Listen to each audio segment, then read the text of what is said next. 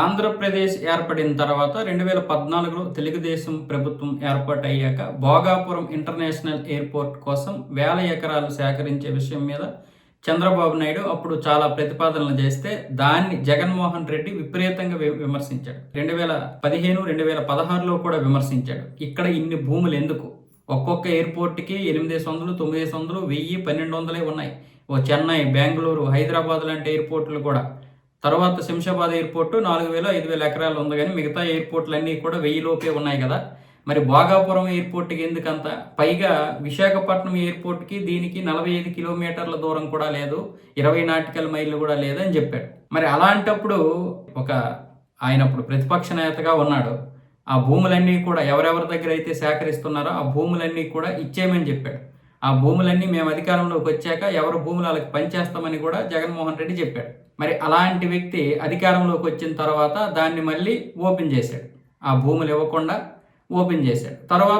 ఆ తర్వాత అభివృద్ధి చేశాడంటే అది లేదు. కానీ ఇప్పుడు 2024లో కూటమి ప్రభుత్వం వచ్చాక దాన్ని పూర్తి చేయడం జరిగింది. కేంద్ర ప్రభుత్వ నిధులతోనేమొచ్చేసి పూర్తి చేశారు. ఇప్పుడు ఆగస్టు 1న నరేంద్ర మోదీ గారు వచ్చి ఓపెన్ చేసి జాతికి అంకితం చేయబోతున్నారు. దీని గురించి ఇప్పుడు జగన్మోహన్ రెడ్డి మాట్లాడుతూ ఆ క్రెడిట్ అంతా నాదే, మాకు రావాల్సినటువంటి క్రెడిట్ని చంద్రబాబు నాయుడు తీసేసుకుంటున్నాడని చెప్పి వైజాగ్ ఎయిర్పోర్ట్ని మూసేస్తున్నారు. అది పౌర విమానానికి సంబంధించింది కాదు, పౌరులకు సంబంధించింది కాదు, అది ఆర్మీకి, ఎయిర్ ఫోర్స్కి చెందినటువంటిది ఆయనకు తెలుసు.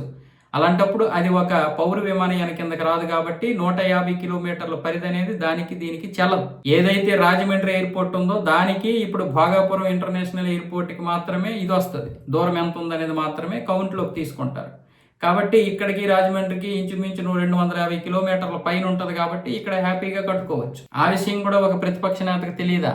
అప్పట్లో ప్రతిపక్ష నేత, ఆ తర్వాత ముఖ్యమంత్రి అయ్యాడు, ఇప్పుడు మళ్ళీ ప్రతిపక్ష నేత. ఆ ప్రతిపక్ష హోదా కూడా లేదు, కానీ ప్రతిపక్ష నేతగా ఉన్నాడు. మరి ఆ విషయం తెలియదా? అధికారంలో ఎవరుంటే వాళ్ళ హయాంలో ఓపెన్ అయినటువంటి దాని మీద వాళ్ళకి మాత్రమే క్రెడిట్ వెళ్తుంది అది. ఎందుకంటే జగన్మోహన్ రెడ్డి హయాంలో కొన్నింటిని ప్రారంభోత్సవాలు చేశారు, అంతకుముందు చంద్రబాబు నాయుడు ఓపెన్ చేసినవి. మరి క్రెడిట్ ఎవరిది? జగన్మోహన్ రెడ్డిదే.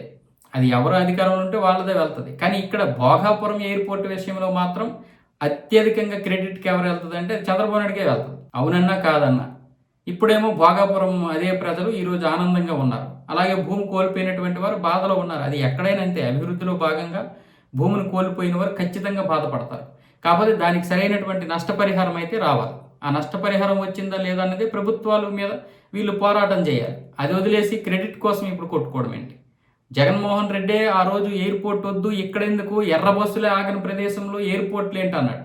తర్వాత ఏమొచ్చేసి నితిన్ గడ్కరీ గారి ఆధ్వర్యంలో పెద్ద సభను పెట్టేసి దాన్ని పొగిడేశారు. తర్వాత దాన్ని ముందుకు తీసుకెళ్లారంటే లేదు, మళ్ళీ ఇక్కడ ఎందుకు ఎయిర్పోర్ట్ అన్నాడు.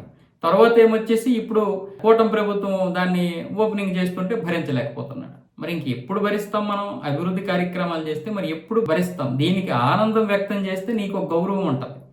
మేము ఓపెన్ చేసినటువంటి దాన్ని ఇప్పుడు వీళ్ళు ప్రారంభిస్తున్నారు, సంతోషంగా ఉందంటే అది ఒక హుందాతనంగా ఉంటుంది.